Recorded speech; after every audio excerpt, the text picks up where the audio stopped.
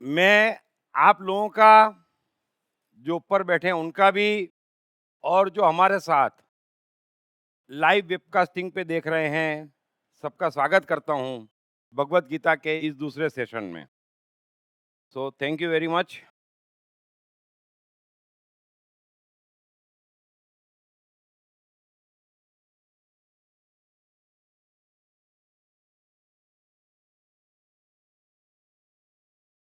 यह बात सभी जानते हैं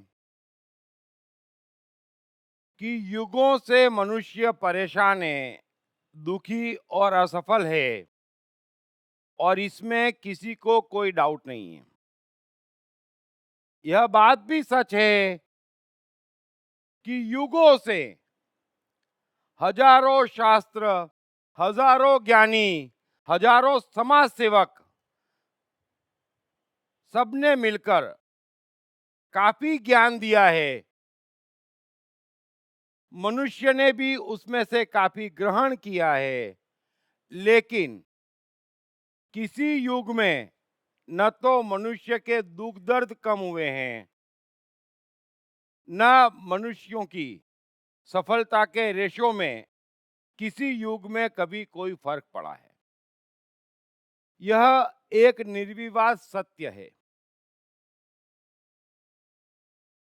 उसका कारण क्या है? बड़े शांति से, बड़े गहरे से और बड़े प्रेम से समझ लेना। ये पूरी प्रकृति नियम से चल रही है, और मनुष्य भी और हमारा जीवन भी इसमें अपवाद नहीं है। ये बात हमेशा के लिए जहन में बिठा लेना कि यहाँ पर सब कुछ एक नियम से चल रहा है, उसमें प्रकृति का कोई कण भी अपवाद नहीं है, हम भी अपवाद नहीं है, हमारा जीवन भी अपवाद नहीं है, हमारे दुख दर्द के नियम और सिद्धांत भी अपवाद नहीं है, हमारे सुख और सफलता के नियम भी अपवाद नहीं है।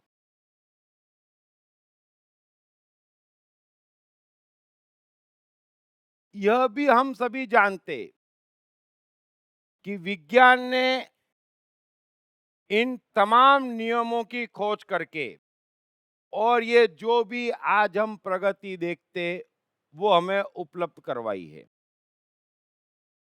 यानी कि विज्ञान अपने कार्य में सफल है। उसका कार्य है कि निर्जीव वस्तुओं का पूरा विज्ञान जानना। विज्ञान का ये कार्य है कि हर कण का इतिहास जानना, उसका नियम जानना, और उस हिसाब से उसे कन्वर्ट करना। लेकिन यही एक नियम हम पे भी लागू है। लेकिन दुख की बात है, इतने शास्त्र, इतनी ज्ञान की बातें, इतने बड़े बड़े नाम आके और चले गए, लेकिन हमारा उद्धार नहीं हुआ। ये सच हमारी आंखों के सामने है। और इसका कारण भी कोई बहुत बड़ा नहीं है।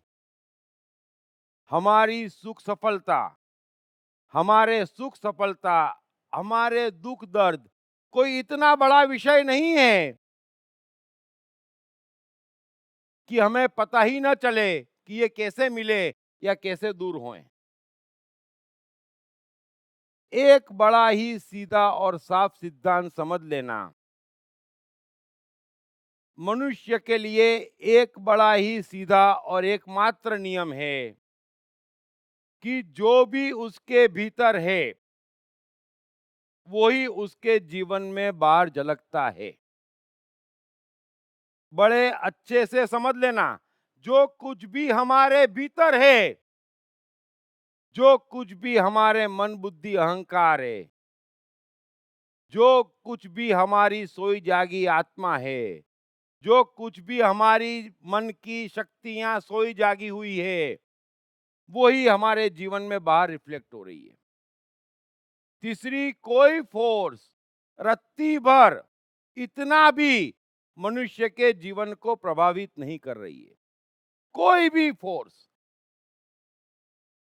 हमें सिर्फ हमारा इनर प्रभावित कर रहा है। और इनर भी अच्छे से समझ लेना, वो भी एक टोटल है। हमारी आत्मा, हमारा मन, हमारे मन की शक्तियां, हमारे बुद्धि का विकास, हमारी इंद्रियों, हमारे अनुभव, इनका टोटल हमारा सेल्फ है। और वो जैसा है, जो कुछ भी है, वो बाहर रिफ्लेक्ट हो रहा है। अब यह एक बड़ा ही सीधा और साफ सिद्धांत है मनुष्य के लिए। इसे विज्ञान की भाषा में कहूं तो जो कुछ भी जिसका टाइम है भीतर, वही उसके स्पेस में बाहर झलक रहा है। और सदियों से हो ये रहा है। बड़े ध्यान से समझना कि मनुष्य की बीमारी तो पेट में दर्द है, और इलाज सर का, हाथ का, कान का, नाक का, चारों तरफ हो रहा है।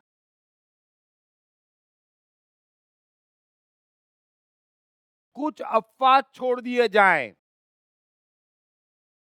तो किसी भी धर्म के शास्त्र हों, कैसे भी शास्त्र हों, कोई भी व्यक्ति हो, कोई भी समाज हो, सबने यही किया है। दर्द हमारे पेट में है, इलाज किसी ने हाथ का किया, किसी ने नाक का दिया, किसी ने आंख का दिया। काम कैसे चलेगा? गड़बड़ हमारे सेल्फ में है, समझ लेना। गड़बड़ हमारे सेल्फ में है, जो हम परेशान हैं, दुखी हैं, असफल हैं। गड़बड़ हमारे सेल्फ में है, और इलाज हम बाहर खोज रहे हैं।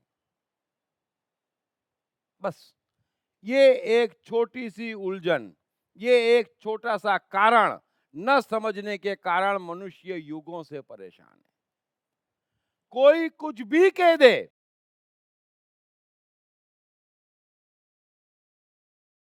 उससे क्या होता है? अरे मेरे पेट में दर्द है, तो मुझे पेट दर्द की ही दवाई काम आएगी। अगर मेरी आंख में गड़बड़ है, तो आई डॉक्टर ही काम आएगा। हमारे सेल्फ में गड़बड़ है, तो हमारे काम, हमारा सेल्फ सुधार सके, ऐसा ज्ञान, ऐसा व्यक्ति ही आएगा। ये बड़ी सीधी बात समझ लेना। लेकिन जहां देखो वहां ज्योतिष जीवन बना देगा। मुझे आश्चर्य होता है, मैं आप लोगों को चेता रहा हूं, मुझे दुख होता है। एक ज्योतिष कैसे आपका जीवन बना लेगा? हमारे सेल्फ में गड़बड़ है, और ज्योतिष हमें अंगूठी पिना देगा, ग्रह की कुंडली बना देगा, और हमारा जीवन सुधार देगा। कमाल की बात है। फिर समझाते तो आर्गुमेंट करते, ज्योतिष एक विज्ञान है। बड़े ध्यान से समझना, ये मनुष्य की फितरत है। फिर कोई धागा पहन लेता, कहते भाई ये क्या है, इससे क्या हो जाएगा? अरे इससे नाड़ी का और एक विज्ञान है ना? क्योंकि धर्म की तो दुकान बंद हो गई, तो अब डिफेंस एक ही नाम पे चलता। जो भी करते वो विज्ञान है। मुझे खुशी है, इतना तो माना कि तुम्हारे सो कॉल्ड धर्म से विज्ञान ज्यादा रिलायबल है ना? कि हर चीज में विज्ञान है। अंगूठी विज्ञान है, जनोई विज्ञान है, तावीज विज्ञान है, वास्तु विज्ञान है। ये कमाल हो गया। और सदियों से यही होता आ रहा है। मैं आपको कह रहा हूं, मुझे बड़ा कष्ट होता है, बड़ा दुख होता है। अरे हमें इंसान जीवन मिला है जीने के लिए, सफल होने के लिए। हम भी बिगाड़ते, दूसरे भी बिगाड़ते। अरे बीमारी हमारे सेल्फ में है, गड़बड़ हमारे भीतर है, हमें उसे ठीक करना पड़ेगा। उसके बगैर बाहर कुछ भी ठीक नहीं होगा। प्रकृति का नियम तो समझें। ये टाइम एंड स्पेस के खूबसूरत कॉम्बिनेशन से पूरी प्रकृति चल रही है। हम भी टाइम और स्पेस के कॉम्बिनेशन से चल रहे हैं। टाइम हमारा मन है, टाइम हमारा सेल्फ है। जो कुछ भी उस टाइम में है, वो ही बाहर झलक रहा है। और टाइम का जन्म पहले है, तो जो कुछ भी हमारे मन में होता है, वही स्पेस में प्रकट हो रहा है। कोई ऐसा व्यक्ति नहीं है कि भीतर सेल्फ में पत्नी पे प्रेम उमड़ रहा हो और सामने आते ही मारना शुरू कर दे। सोचना कभी ऐसा होता है? अरे, आपके भीतर होगा तो ही स्पेस में प्रकट होगा। अब स्पेस में मारपीट करते हैं, फिर बोलते घर का वास्तु बराबर नहीं है। अरे भाई, आपके सेल्फ में गड़बड़ है। सीधी बात क्यों नहीं समझते? जिसको आइसक्रीम खाने की इच्छा नहीं, वो आइसक्रीम की दुकान पे गाड़ी नहीं रोकेगा, है ना? जिसको मंदिर जाना नहीं सेल्फ में, मुझे नहीं जाना, बने तो सामने से भी नहीं गुजरना, लेकिन मेन रोड पे बन जाते तो गुजरना पड़ता। तो मुझे नहीं गुजरना, मेरे सेल्फ में नहीं है, तो मैं आपको कभी मंदिर में मिल नहीं सकता। बड़ी सीधी बात है। जो मेरे मन में नहीं है, अगर मेरे सेल्फ में गाड़ी खरीदने का ख्याल नहीं है और मैं अपने आप ही गाड़ी के भाव देखूं, गाड़ी के शोरूम पहुंच जाऊं और गाड़ी ले आऊं, ये कहीं संभव है? थोड़ा सा समझें, इस सिद्धांत को समझें। बड़ा सीधा और साफ है। हमारे भीतर गड़बड़ है, वो गड़बड़ स्पेस में झलक रही है। मैं मानता हूं कि स्पेस में गड़बड़ है, लेकिन उसका इलाज स्पेस में नहीं है, इलाज आपके टाइम में है, इलाज हमारे टाइम में है। अगर हमें सर्दी लगी है और आइसक्रीम खाने की इच्छा हो रही है, तो क्या ज्योतिष उस इच्छा को ठंडा कर देगा? हमें अपना मन बदलना पड़ेगा कि भाई सर्दी है, बुखार है, आइसक्रीम नहीं खाते। और फिर आजकल तो समस्या ही नहीं है, रोज नई थ्योरी आ जाती, सर्दी में आइसक्रीम खाना अच्छा है ना? किसी का कुछ जाता नहीं बोलने में, काम पे बेचारा मनुष्य लग जाता है। सो मेहरबानी करके एक बात समझें, हम युगों से परेशान हैं, हम इंसान हैं, हमारा जीवन कीमती है। हम ही हंस सकते, हम ही गा सकते, हम ही सफल हो सकते, हम ही नाच सकते, हम ही रिश्ते बना सकते, हम ही प्रेम कर सकते। ये खूबसूरत अवसर हम क्यों छोड़ना चाहते? कितनी बस्ती है, 500 करोड़ की? अरे एक साथ सबको खड़ा कर लो तो बॉम्बे में आ जाएगा पूरे 500 करोड़, एक साथ खड़े हो जाएंगे तो। इतने तो हम हैं, और इतना विशाल ब्रह्मांड है जिसमें न कोई हंस सकता, न कोई गा सकता, न कोई नाच सकता। इतने कम हम हैं, इतना विशाल ब्रह्मांड है, फिर भी हम मूल्यवान हैं। लेकिन हमें अपने जीवन का मूल्य मालूम ही नहीं पड़ता। हमें रियलाइज ही नहीं होता कि हमारा मूल्य क्या है। अगर रियलाइज हो जाता तो कोई बाहर के आश्रय खोजता? गलत बात है। अरे, मंदिर जाने से, गंगा में नहाने से पाप धुल जाते होते, तो दाऊद को लाके बंद कर दो 3 साल मंदिर में और 5 साल गंगा में डाल दो, क्या झंझट बच जाएगी? क्यों गलत बात करते हो? जब भी टीवी उठाओ, ये तावीज तुमको एडिशन बना देगा, ये तुमको ये कर देगा, पेपर में एडवर्टीजमेंट, आप देखो। अब ये कैसे पूर्ति है? क्योंकि हम मूर्ख हैं। हमारे पैसे ले जाते, हमें मिसगाइड करते हम होते। मैं ये भी मानता हूं कि जीवन में दुख है, कष्ट है, मैं जानता हूं, मनुष्य परेशान है, मैं जानता हूं, आसरा चाहिए, आश्वासन चाहिए, मैं जानता हूं। लेकिन आसरा आश्वासन बड़ा टेम्पररी निकलता, कोई परमानेंट सॉल्यूशन नहीं है। 2 मिनट सुकून आता, कोई बैठा है, किसी ने बोल दिया बाबा ने ठीक हो जाएगा, 2 मिनट अच्छा लगता है, यही समस्या है ना। थोड़ा सा गौर करना, उससे अच्छा हो जाता। फिर जब नहीं होता तो बाबा कहता पुराने कर्म आड़े आ गए, है ना।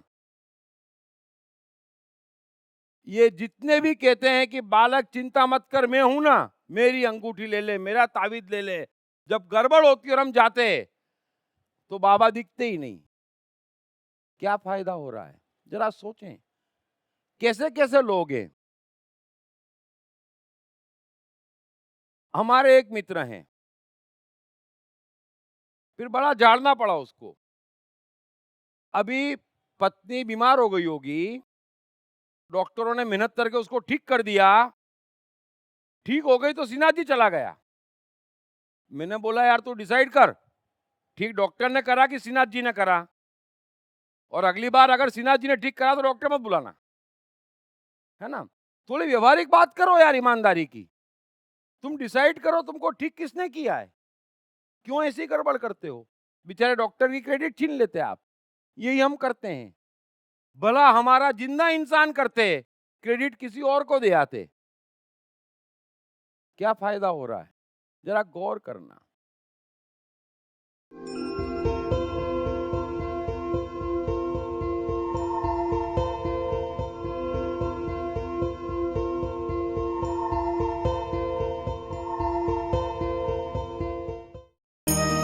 कृष्ण मन और जीवन के मास्टर। कृष्ण एक प्रेमी, एक कलाकार, एक गुरु, एक राजनेता, एक व्यवसायी। कृष्ण शून्य से सृजन करने का एक श्रेष्ठ उदाहरण। कृष्ण जो कठिनतम परिस्थितियों में भी हंसते हुए जीने की कला सिखाते हैं।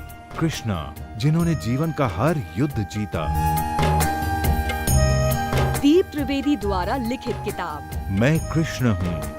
ये किताब कृष्ण के संपूर्ण जीवन पर रिसर्च करने के बाद कुछ इस साइकोलॉजिकल अंदाज में सिलसिलेवार रूप से लिखी गई है कि जिसे पढ़ते पढ़ते आपका जीवन भी बदलता चला जाएगा। मैं कृष्ण हूँ। ये किताब अंग्रेजी, हिंदी, मराठी तथा गुजराती में एक साथ atmanestore.com साथ ही सभी प्रमुख ई-कॉमर्स साइट्स पर भी उपलब्ध है। मनुष्य भीतर से विज्ञान में विश्वास करता, ऐसा कोई व्यक्ति नहीं है यहां पर जो विज्ञान में पूरा विश्वास नहीं करता है। वो करता है, उसको मालूम है, उसको अच्छे से मालूम है कि अंधेरा होगा, स्विच चालू करूंगा, बल्ब रोशन हो जाएगा। कोई मुहूर्त देखने की जरूरत नहीं है, कोई वास्तु ठीक करने की जरूरत नहीं है। कितना विश्वास है हमें, है ना। लेकिन ये जितनी भी आप बातें करते, ये जगत जितनी भी बातें करता, ज्योतिष, अंगूठी, धागे, तावीज, आश्वासन, आश्रय की जितनी भी बातें करते, आप आश्रय आश्वासन की जितनी भी बातें करते, अपने दिल पे हाथ रख के पूछो, क्या आप उस पर विश्वास करते। विश्वास नहीं करते। जब आप अस्पताल में जाते और खून चढ़ाते, तब कोई नहीं पूछता हिंदू का है कि मुस्लिम का है ना। ये आदमी शाकाहारी है कि मांसाहारी है, अरे जैसा है आने दे, हैं। और ठीक होते ही हे तुम ऐसे, अरे तुम तो हिंदू हो। हाँ बेटे, हमारे खून लिया था तुमने। क्या कर रहे हैं हम, क्या विश्वास है। हार्ट अटैक आ जाता तो कोई नहीं देखता कि ठीक मुहूर्त है कि गलत, भागो घर से। जैसा मुहूर्त हो, वो अस्पताल का वास्तु ठीक हो ना हो, डॉक्टर से कुंडली मिलती हो ना मिलती हो, एक भी क्वेश्चन दिमाग में नहीं आता, मेरे बाप ठीक कर दे बस, है ना। तब कोई भगवान भी याद नहीं आता, सारे भगवान ठीक होने के बाद याद आते। हे प्रभु तेरी दया से बच गया। मत करो ऐसा, मैं आपको स्पष्ट कह रहा हूं।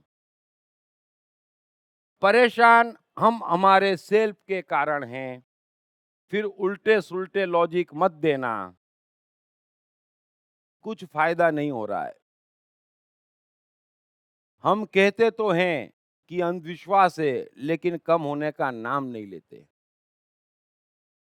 न गवर्नमेंट कुछ करती, न ज्ञानी कुछ करते, न इंटेलेक्चुअल कुछ करते, बस तमाशा देख रहे हैं। दुकानें चल रही है, सबका नेक्सस है, मनुष्य पीस रहा है, कुछ फायदा नहीं हो रहा है।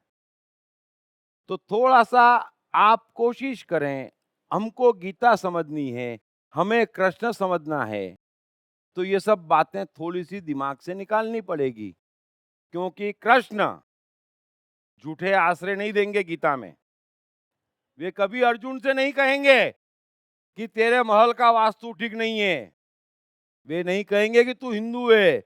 अरे अच्छे मुहूर्त में निकला होता अर्जुन तो इतना कष्ट न पाता। ले ये अंगूठी कृष्ण की। साक्षात कृष्ण अंगूठी नहीं दे पा रहे हैं और ये बाबा लोग दे रहे हैं। कमाल कर दिया। कृष्ण को शॉर्टकट मालूम ही नहीं है। वो यही कह रहे हैं कि तेरे सेल्फ में गड़बड़ पैदा हो गई अर्जुन, मुझे तेरा सेल्फ ठीक करने दे, है ना। गड़बड़ टीवी में आ गई और हम घड़ी रिपेयर करवा रहे हैं, उससे कहीं टीवी ठीक हो जाएगा? टीवी में गड़बड़ है, टीवी को ठीक कराना पड़ेगा। तो कृष्ण आपको ये कोई भी बात पे आश्वासन नहीं देंगे, आसरा नहीं देंगे, जगह नहीं देंगे। एक सीधा सत्य कहेंगे, गड़बड़ हमारे सेल्फ में है। और मेहरबानी करके आप समझ लीजिए कि कृष्ण पहले साइकोलॉजिस्ट हैं, कमाल के साइकोलॉजिस्ट हैं, उनसे बेहतर सेल्फ का रिपेयरर नहीं हो सकता। कृपया आप कृष्ण को सहयोग करें।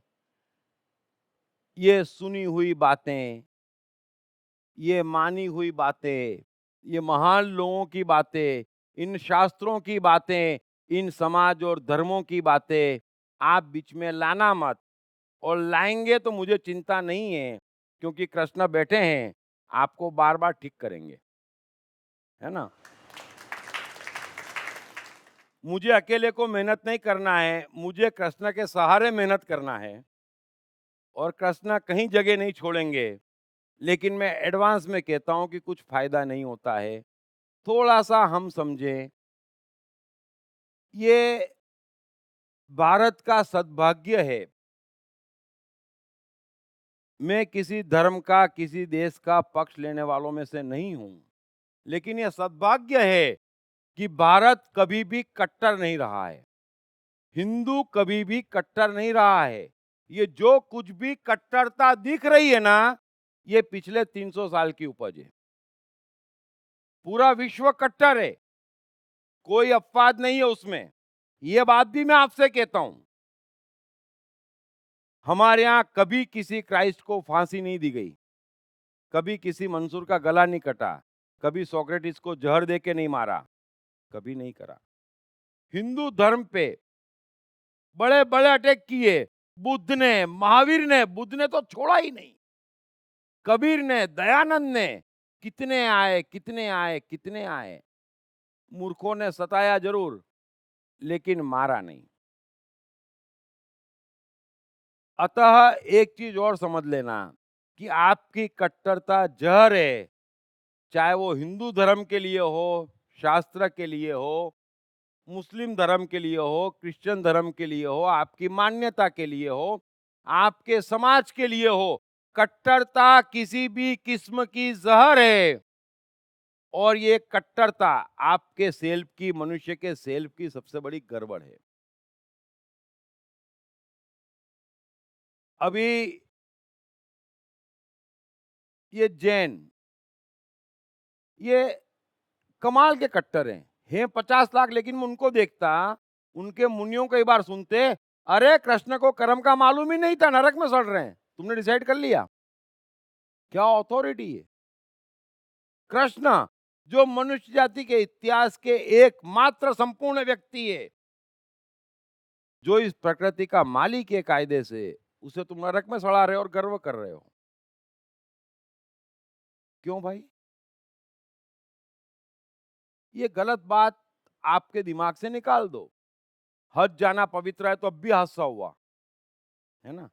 मैंने कभी नहीं देखा कि किसी मंदिर में सोने की वर्षा हुई और कभी नहीं देखा कि बिजली सिर्फ मदिरालय में पड़ी। देखा कभी? होता है क्या कहीं ऐसा? क्या बात करते हैं?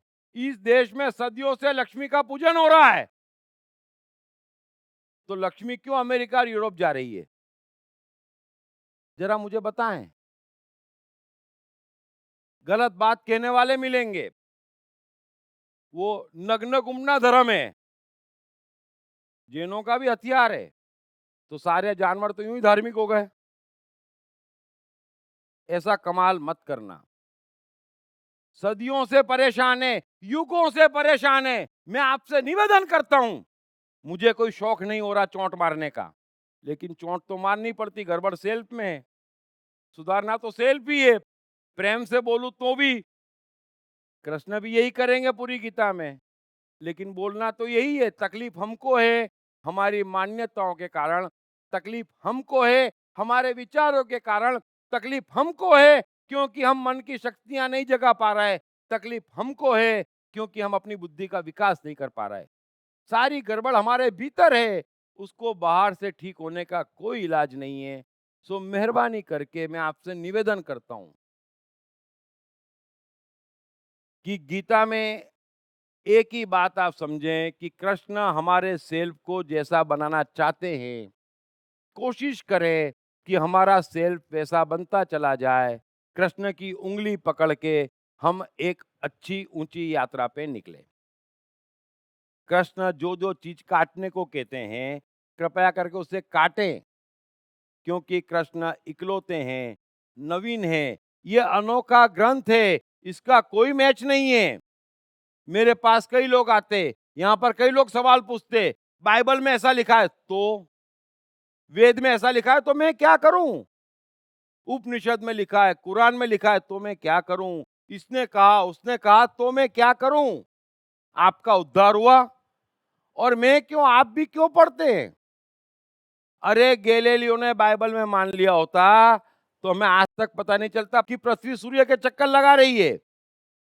अगर एडिसन ने मान लिया होता, अरे जो बल्ब क्राइस्ट नहीं बना सका वो मैं कैसे बना सकता हूं? तो आप थोड़ा समझें। अरे जो कोई कुछ भी कर सकता है वो आप भी कर सकते हैं। आप में भी सेंस है भगवान की दी हुई। उसने बोला, इसने कहा तो क्या उद्धार हुआ? अरे बोलने वाले का उद्धार नहीं हुआ, वो जो इतनी जोर से बोलता, पता है वेद में क्या लिखा है वो नहीं मालूम, लेकिन तेरा हाल दिख रहा है ना?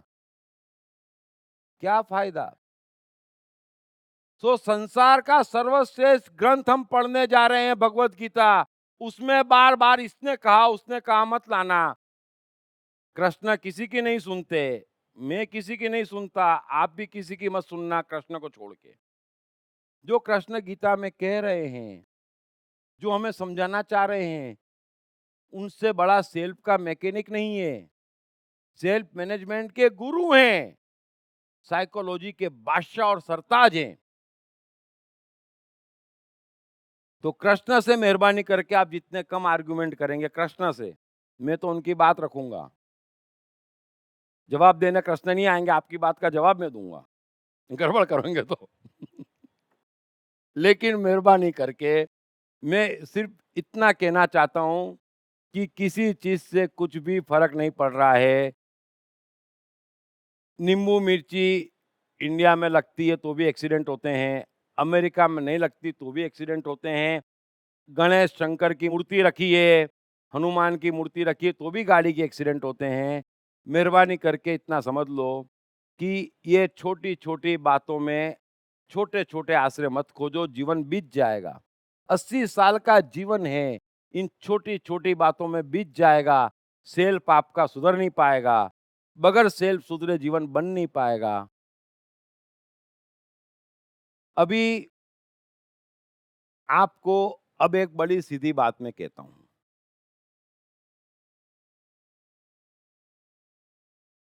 भगवत गीता हमारे सेल्फ को ठीक करने का ग्रंथ है और कुछ भी नहीं है इससे ज्यादा।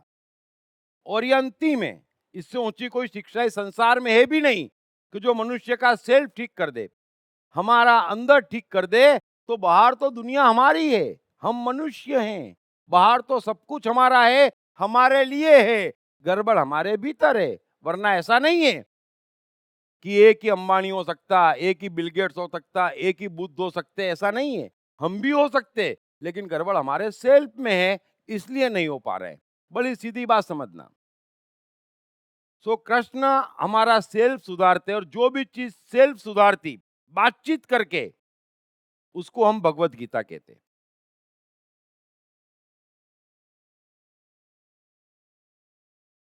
अब सेल्फ दो तरीके से सुधर सकता। एक तो हम अपने सेल्फ को पहचान लें और हम समझ लें कि सेल्फ में ये चीजें गड़बड़ है और ये कंटिन्यू रही तो भविष्य में ये सफर करना पड़ेगा। बड़ा सिंपल है।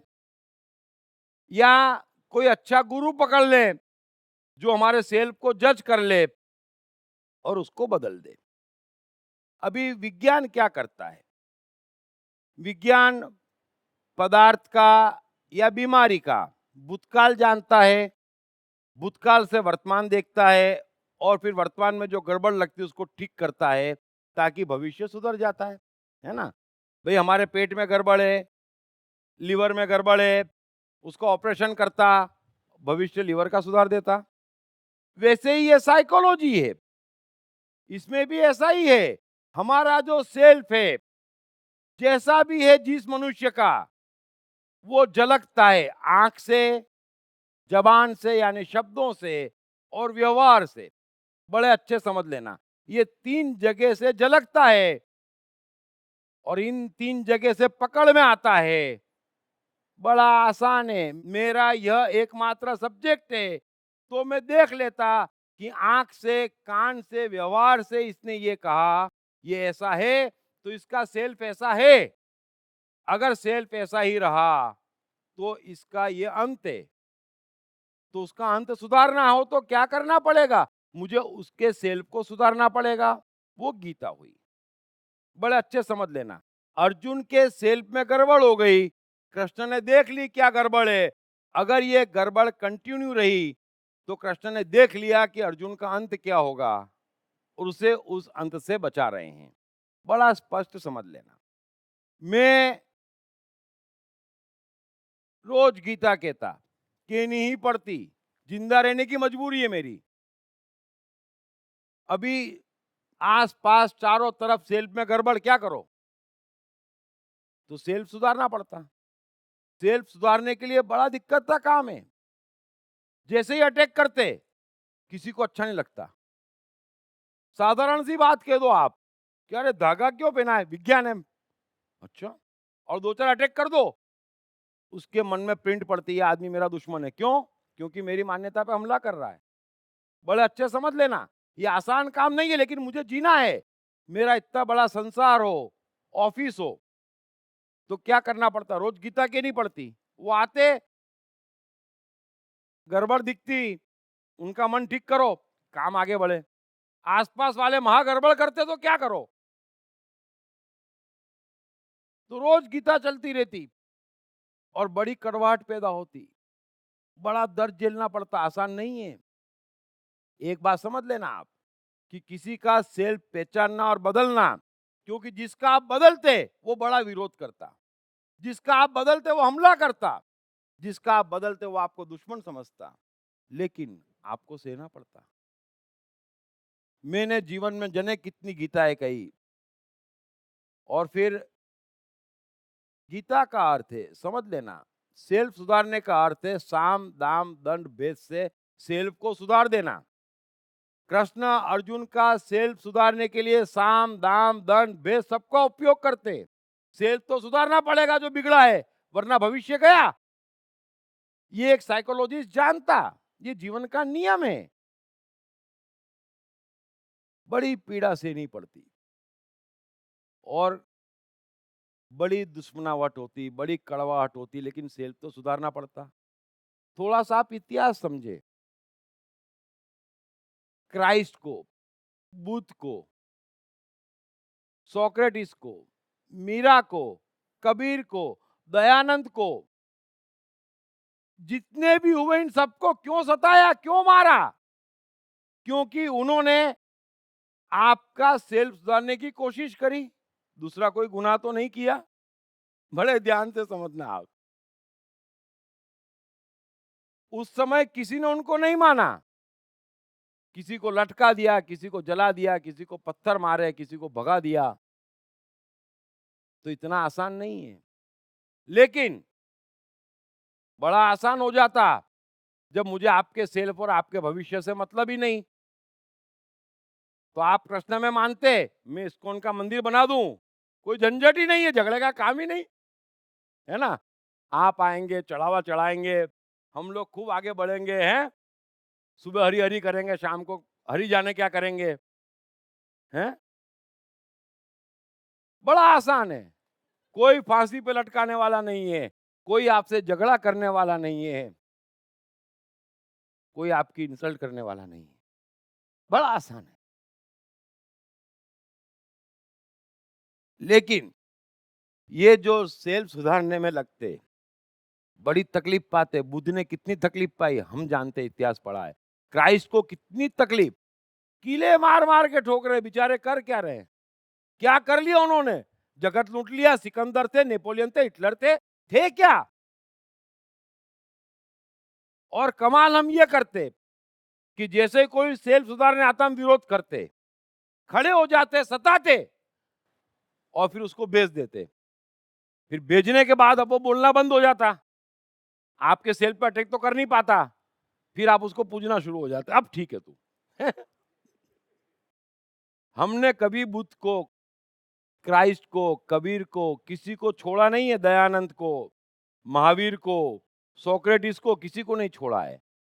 तो डे टू डे लाइफ में भी मुझे एक ही काम आता, सेल्फ देखना, उससे भविष्य जानना और उसको सुधारना, दूसरा कोई काम भी नहीं आता।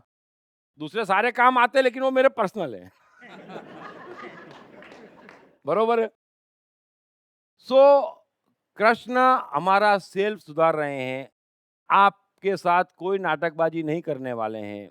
कृष्ण को आश्रम नहीं डालना है, बुद्ध को नहीं डालना था, क्राइस्ट को नहीं डालना था, कुछ किसी से लेना नहीं है। तो मैं भी चाहता हूं कि आप समझें कि गड़बड़ आपके सेल्फ में है, उसी का भविष्य में रिफ्लेक्ट होना है। जो गड़बड़ आपके सेल्फ में है उसी का वर्तमान में रिफ्लेक्ट हो रहा है और सिर्फ उसे सुधारना है। तीसरा कोई जवाबदार नहीं है आपकी दुनिया के लिए। आप चाहे जिसको गाली दे दो, चाहे जो कारण गिन लो, चाहे जिसको बदमाश कह लो, कोई आपके जीवन में आपके सेल्फ के अलावा आपको परेशान नहीं कर रहा है।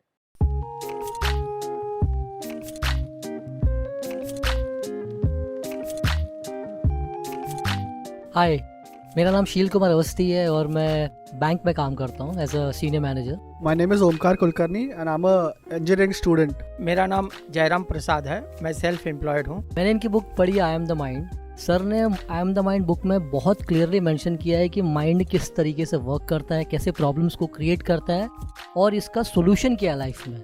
It's a really great book that I've come across in so many years. I've read many books but this one stands apart. इस पुस्तक की सरल भाषा, साधारण ढंग से मन का क्लासिफिकेशन ने मुझे बहुत प्रभावित किया है।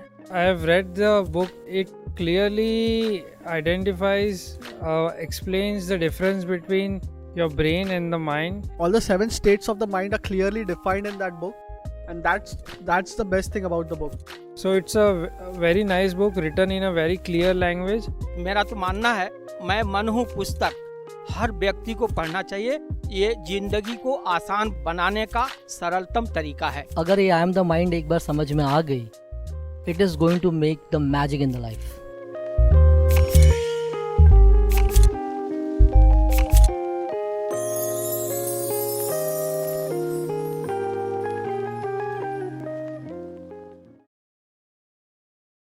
कृष्ण और गीता ये ऐसी अद्भुत चीज है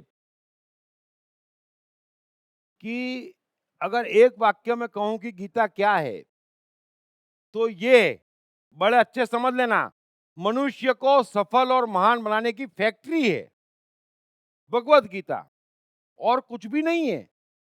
इससे बड़ी फैक्ट्री नहीं हो सकती। सारे वर्ल्ड की फैक्ट्रियां एक तरफ और ये भगवत गीता अकेली एक तरफ है, इतना महान ग्रंथ है। अगर कोई चीज, कोई बातचीत मनुष्य को महान और सफल बना देती है तो चाहिए क्या?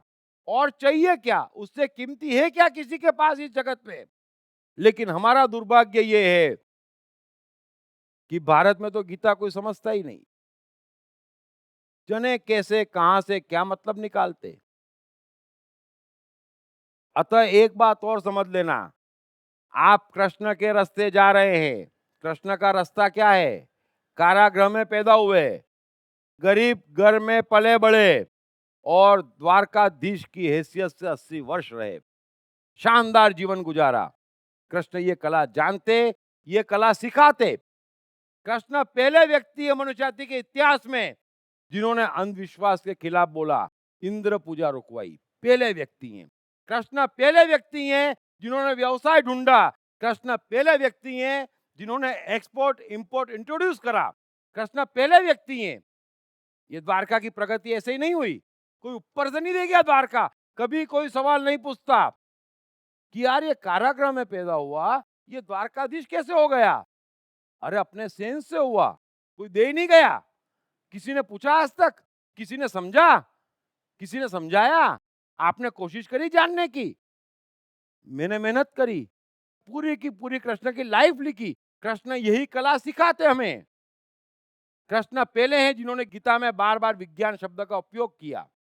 कृष्ण पहले हैं जिन्होंने गीता में कहा कि वनस्पतियों में प्राण है।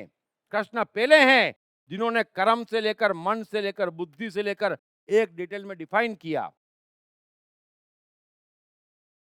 तो कृष्ण त्याग नहीं सिखाते, बड़े अच्छे समझ लेना। कृष्ण कैसे ग्रहण करना ये सिखाते हैं।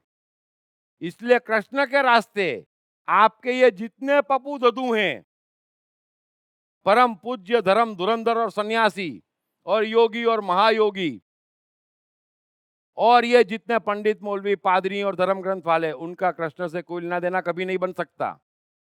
उनके खिलाफ बोल नहीं सकते तो कृष्ण के नाम पे भी सन्यास लेते। इससे ज्यादा कृष्ण की इंसल्ट नहीं हो सकती।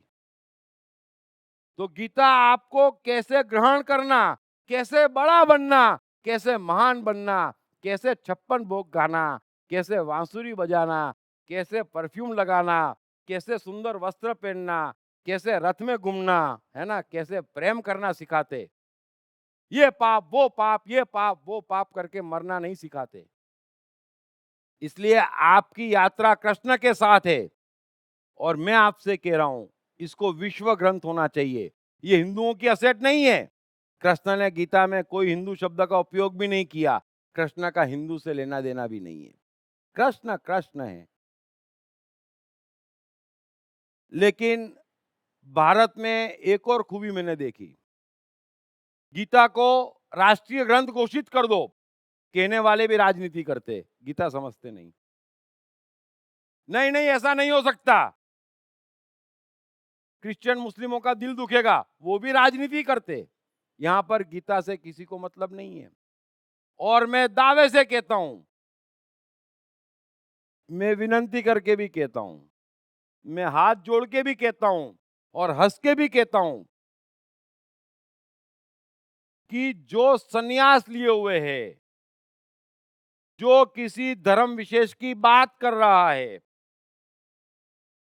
जो किसी वस्तु को त्यागना सिखा रहा है, किसी चीज को पाप बता रहा है, उसका और कृष्ण का कुछ लेना देना नहीं है।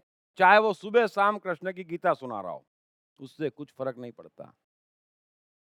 कृष्ण एक अद्भुत व्यक्तित्व के मालिक हैं, जहां ना को जगह नहीं है और आपके सेल्फ के अलावा तीसरी कोई बात नहीं है। अब हम आगे बढ़ते हैं और मैं उम्मीद करता हूं कि आप गीता और कृष्ण को पचाने के लिए, सुनने के लिए, और मैं वादा करता हूं कृष्ण से बड़ा साइकोलॉजिस्ट नहीं है।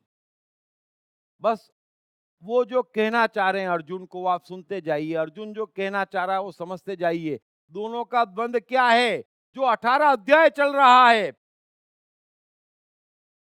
और अर्जुन और हमारी समस्या सेम है। अर्जुन और हम एक जैसे हैं, कुछ फर्क नहीं है। बड़ा आसान हो जाएगा निकलना, जीवन से सारे बादल छट जाएंगे, कुछ पूछने की जरूरत नहीं बचेगी। और मेरी भी भाषा, मेरी भी एक्सप्रेशन, मेरी भी लैंग्वेज पूरी की पूरी स्पिरिचुअल साइकोलॉजी की है। सुनना पर्याप्त है, मैं बार बार कहता हूं। अरे जब रिफ्लेक्ट हमारे कान और आंख से होता, तो हमारे सुधरने का इलाज भी कान और आंख है, तीसरा कोई इलाज कभी नहीं हुआ।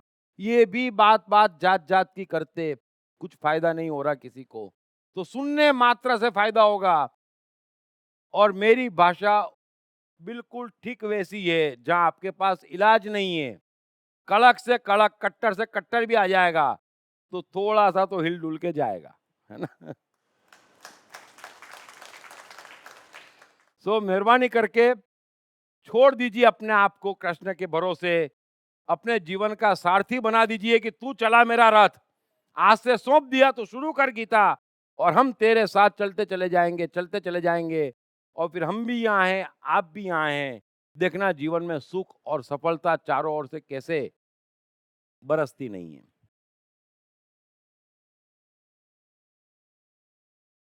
और गीता समझने के पहले एक बात और छोटी सी साधारण समझ लेना कि आप कोई भी सत्य समझने की कोशिश करते हैं, कोई भी सत्य जब आप पढ़ते हैं, और अगर वो दो आदमी की बातचीत है, हमेशा के लिए ध्यान रखना, तो उसमें तीन तरह के सत्य होते। एक सनातन सत्य, अर्थात वो हर युग में हर मनुष्य पे लागू होगा, यानी कि नियम, बरोबर। दूसरा होता है व्यक्तिगत सत्य, कि भाई ये आदमी की पर्टिकुलर ये व्यवस्था है, इस आदमी की पर्टिकुलर प्रॉब्लम है, ये पर्टिकुलर आदमी ऐसा है, तो मैं जो कुछ भी कह रहा हूं वो उससे कह रहा हूं, उससे आपका कोई ताल्लुक नहीं है। हम क्या कर रहे हैं सदियों से, जो व्यक्तिगत सत्य है, जो पर्सनल बात कही गई, उसको भी धर्म मान के जीते। बड़े ध्यान से समझना, मैं आपको उदाहरण से समझाता हूं, क्योंकि यह समझना बड़ा जरूरी है। इतिहास में कभी किसी ने गौर नहीं करा, सिंपल बात, बस बुद्ध ने कहा सब सत्य, किसने कहा ऐसा? और कृष्ण बोले सब सत्य, क्यों? अरे सत्य सनातन होता है, वो तो कभी कभी बोलने की बात होती। अभी मैं इतनी भीड़ में बोलता हूं तो मेरे पास सनातन सत्य के अलावा उपाय नहीं, लेकिन जब 1 to 1 बात करते तो आपकी पर्टिकुलर समस्या पे बात होती, वो पर्टिकुलर सेल्फ सुधारना उसकी बात है, वो सनातन सत्य कहां से हो गया? थोड़ा समझना, साधारण बात है लेकिन इंटेलिजेंट बात है। जैसे एक बार बुद्ध बैठे थे, तो एक व्यक्ति आया दूर से, बोले प्रभु मुझे दीक्षा चाहिए, मुझे ज्ञान चाहिए, मुझे सेल्फ जगाना है, निर्वाण चाहिए। अरे बुद्ध ने देखा है 250 किलो का आदमी खा खा के परेशान है, और इसको ज्ञान चाहिए, निर्वाण चाहिए है? तो बुद्ध ने बोला तेरा सब काम हो जाएगा, सिर्फ 2 महीने उपवास कर ले, कुछ मत खा। अब ये उसकी व्यक्तिगत समस्या है, ठीक है, वो तो चला गया। बुद्ध के पास उनका शिष्य आनंद, जो हमेशा साथ रहा, बैठा था, उसने भी सुना कि बुद्ध ने क्या कहा। थोड़ी देर बाद ऐसा हुआ कि एक मरियल आदमी आया जो महीनों से उपवास कर रहा था, उसकी भी यही बात, मुझे निर्वाण चाहिए, मुझे ज्ञान चाहिए। अबे मरियलों के लिए ज्ञान, जीने के फांफे पड़े हैं, क्या करेगा तू ज्ञान का? तो बुद्ध बोले एक काम कर, तू दोनों बार दिन में हलवा पूरी खा, 2 महीने बाद आना। वो भी चला गया। तो आनंद घबरा गया कि महाराज सत्य क्या है, खाना या उपवास करना? तो बुद्ध ने आनंद को देखा, अरे बोले पगले मैंने तेरे से कुछ कहा? तू का बीच में आ रहा है, तो हम बीच में आ जाते। अरे बुद्ध ने तुमसे कहा तो खाने की बात, पीने की बात, नग्न घूमने की बात, वो जनोई पहनने की बात और टीका लगाने की बात, अरे आपसे कहा, किसने कहा, क्यों कहा, आपको मालूम है? बस बेमतलबी। तो थोड़ा सा समझें। तीसरा होता है समय का सत्य, ये तो व्यक्तिगत सत्य जो आपके समझ में आ गया, और वो किसी ने भी कहा, उसको आप ढो रहे हैं, आज तक 2500 साल हो गए, 5000 साल हो गए, उसको भी हम ढो रहे हैं, सनातन सत्य समझ नहीं रहे। फिर समय का सत्य, अगर समय ऐसा है, कोई कारण से समझें कि 10 पुरुष हैं और 30 महिलाएं तो क्या करेंगे? तो बोलना पड़ेगा ना भाई 4 शादी कर ले। और वो समय का सत्य है, समझ लेना। अभी पूरे देश में पाखंड चल रहा है, भारत में खूब यज्ञ होम हवन चल रहे हैं, नेक्सस चल रहा है जो आज भी चालू है, नेताओं का, व्यवसायियों का और ये पंडितों का। तभी तो इनसे छुटकारा नहीं है, वरना साधारण बुद्धि की बात है कि मनुष्य अपनी कमाई का 20-30% इनको देवे, अपनी कमाई का 20-30% इनको देवे, अपनी मेहनत वहां पे लगावे, यहां से हज पे जावे, यहां से 4 धाम जावे, खराब स्वास्थ्य में जावे, मरते करते जावे, फायदा क्या हो रहा है? देता कोई रोकने वाला नहीं है। क्यों? क्योंकि उनका स्वार्थ उससे जुड़ा है। जितने गुंडे पॉलिटिशियन क्या पलते है ना, गुंडे कहां पलते? एक पॉलिटिशियन के यहां और एक धर्मगुरु के यहां। आप देख लेना गुंडों का ठिकाना, तीसरा कोई गुंडों को पूछता नहीं है, 2 ही जगह गुंडे मिलेंगे आपको। तो फायदा क्या हो रहा है? तो समय का सत्य भी पहचाने कि भाई अभी जो समस्या आज की है वो आज की समस्या है। अगर इतना पाखंड है तो बुद्ध पाखंड के खिलाफ बोल रहे हैं खुलेआम, क्राइस्ट बोल रहे हैं, समय की बात भी बोल रहे हैं, कोई भी हो। तो जो समय है, आज का समय जो है, उसकी कोई बात कह रहे हैं, वो कोई सनातन सत्य थोड़ी हो गया। समय बदल गया, वो बात खत्म हो गई, बात खत्म हो गई। सो मेहरबानी करके आप सारी पुरानी मान्यताएं हटा दें, सारे पुराने विचार हटा दें। जब कृष्ण आपको सप्लाई करने बैठे हैं तो आपको पुरानों की, नयों की जरूरत क्या है? वो जो देते हैं उतना ही लो, और वो जो दे रहे हैं उतना ग्रहण कर लो। न समझ में आए तो पूछ लो, जरूरत नहीं पड़ेगी, अर्जुन खूब पूछने वाला है। फिर भी अर्जुन से कोई चूक हो जाए पूछने में तो आप पूछ लेना, मैं बता दूंगा। लेकिन जो कृष्ण दे रहे हैं उसके अलावा का सारा जो जितना ब्लैंक करेगा, मेरा इतना ही निवेदन है कि वो उतना ग्रहण कर पाएगा, वो कहाँ का कहाँ पहुंच जाएगा और आनंद आनंद हो जाएगा, है ना। हरिवंश राय बच्चन की एक कविता सुनाता हूं अंतिम, कि मदिरा लाए पीने को घर से, मदिरा लाए पीने को घर से, चलता है पीने वाला, है ना। हम सभी मदिरा लाए पीने को निकले हैं कि सुख की, सफलता की, प्रेम की, आनंद की, मस्ती की मदिरा मिले। हम भी निकले हैं, लेकिन अलग अलग पथ बतलाते सब, है ना। कितने हजारों लाखों पथ बतलाते कि ये जाओ, ये पहन लो, यहां जाओ, इस मंदिर जाओ, ये शास्त्र पढ़ो, इस पंडित की सुनो, इस साधु की सुनो, इस समाज की सुनो, ये नियम पालो, ये वचन सुनो, है ना, मिल जाएगी मदिरा। तो मदिरा लय पीने को घर से, मदिरा लय पीने को घर से, चलता है पीने वाला। अलग अलग पथ बतलाते सब, अलग अलग पथ बतलाते सब, पर मैं ये बतलाता हूं, राह पकड़ तू एक चला चल, पा जाइएगा मधुशाला। आप गीता की राह पकड़ लो, पा जाओगे मधुशाला। मेरे ख्याल से एक ब्रेक लेते हैं, और बाकी जितनी मधुशालाएं ग्रहण करी है, मेहरबानी करके हम गीता शुरू करें उसके पहले त्याग दो, इसलिए हम ब्रेक ले रहे हैं। एक ही मधुशाला ग्रहण कर लो, कृष्ण को पी जाओ, काम खत्म। Thank you very much.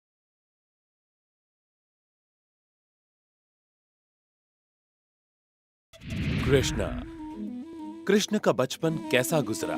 Krishna Radha का प्यार क्या था? कृष्ण ने कितने विवाह किए? कृष्ण की चाइल्ड साइकोलॉजी क्या थी? कृष्ण ने ग्वाले से द्वारकाधीश तक का सफर कैसे तय किया? ये यादव स्थली क्या है? इन तमाम सवालों के जवाब जानिए। दीप त्रिवेदी द्वारा लिखित किताब मैं कृष्ण हूँ। ये किताब कृष्ण के संपूर्ण जीवन पर रिसर्च करने के बाद दीप त्रिवेदी द्वारा कुछ इस साइकोलॉजिकल अंदाज में सिलसिलेवार रूप से लिखी गई है कि जिसे पढ़ते पढ़ते आपका जीवन भी बदलता चला जाएगा। मैं कृष्ण हूँ। ये किताब अंग्रेजी, हिंदी, मराठी तथा गुजराती में एक साथ atmanestore.com, साथ ही सभी प्रमुख ई-कॉमर्स साइट्स पर भी उपलब्ध है। दीप त्रिवेदी की मनुष्य के जीवन और उसकी साइकोलॉजी पर एक गहरी पकड़ है। मनुष्य जीवन के विभिन्न पहलुओं पर सर्वाधिक चर्चा करने का रिकॉर्ड भी उन्हीं के नाम पर है। मनुष्य जीवन का ऐसा कोई पहलू नहीं जिस पर उन्होंने खुलकर चर्चा ना की हो, जैसे कि path of life, personality, complex, guilt, love, expectation, partiality, acceptance, fear, hypocrisy, creativity, wealth, who is God, concentration, confusion, power of transformation, joy and success, mind and brain, day sleep, natural intelligence, change your future, ego, non-violence, freedom, तथा दीप talks ताओ ते चिंग के अंतर्गत दीप त्रिवेदी द्वारा मशहूर Chinese philosopher लाओ त्से के महान सूत्रों पर चर्चा, परिचय, समय, मन, सफलता, संकट, धर्म, राजनीति और दीप टॉक्स भगवद गीता के अंतर्गत जीवन की किसी भी समस्या से निपटने के लिए दीप त्रिवेदी द्वारा भगवद गीता के संपूर्ण 18 अध्याय पर चर्चा। आप ये तमाम डीवीडीज और सीडीज सुनकर अपना और अपने परिवार का जीवन बदल सकते हैं। ये तमाम डीवीडीज और सीडीज आत्मन ई स्टोर तथा अन्य सभी ई कॉमर्स साइट्स पर उपलब्ध हैं। जब भी कोई बच्चा पैदा होता, माता पिता बड़ी उम्मीद लगाते। ये जरूर एडिसन बनेगा, ये जरूर स्टीव जॉब्स बनेगा, ये जरूर सफल होगा। परंतु होता ऐसा कुछ नहीं। अधिकांश जीवन की चक्की में पिसकर रह जाते हैं। क्यों? सिर्फ गलत शिक्षा तथा गलत परवरिश के कारण, साइकोलॉजिकल अज्ञान के कारण। अतः बच्चों की साइकोलॉजी समझने हेतु एवं उनकी क्षमता निखारने हेतु आज ही खरीदें श्री दीप त्रिवेदी द्वारा लिखित किताब मैं मन हूँ। ये किताब atmanestore.com पर उपलब्ध है। सुनिए श्रीमद् भगवद गीता, कृष्ण और अर्जुन का अद्भुत संवाद, संपूर्ण 18 अध्याय। हरीश भिमानी, कृष्ण भूटानी, विष्णु शर्मा और अरविंद मेहरा की मधुर आवाजों में श्रीमद् भगवद गीता, विश्व का सबसे उच्चतम ज्ञान, हर समस्या का बस एक समाधान। 4 CD set now available at 20% discount only on Atman eStore and all other leading e-commerce sites.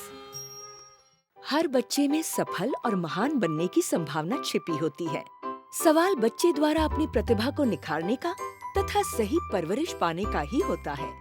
दीप त्रिवेदी द्वारा लिखित रोचक ग्राफिक बुक्स पढ़िए।